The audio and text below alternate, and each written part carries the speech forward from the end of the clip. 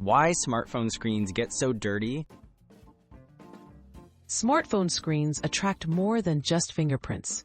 Oils from your skin, dust, and even bacteria are constantly transferred to your device. According to scientific studies, our phones can host more germs than a typical toilet seat. Knowing what's on your screen is the first step toward effective cleaning and helps explain why cleaning methods matter. Common cleaning methods and their effectiveness. Wiping your phone with a shirt or paper towel only moves dirt around.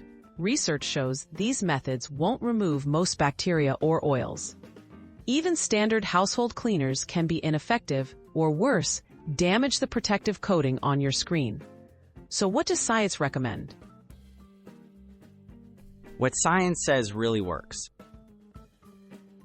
Studies suggest the simplest and safest method is using a soft, lint-free microfiber cloth, often slightly dampened with water.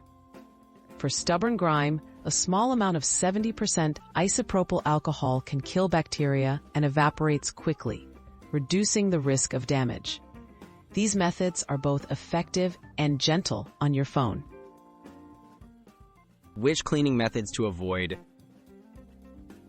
Avoid products containing bleach, ammonia, or window cleaners, as these can strip your screen's protective coating over time. Do not spray liquids directly on the device, since moisture can seep inside and cause trouble. Abrasive pads and rough fabrics can create tiny scratches that worsen dirt buildup. Keeping your screen cleaner for longer. To stop your phone from getting dirty as quickly, wash your hands regularly and avoid using your device in the bathroom or kitchen. Consider a screen protector for an extra barrier. Regular, gentle cleaning, guided by science, keeps your phone looking new and reduces the spread of unwanted germs.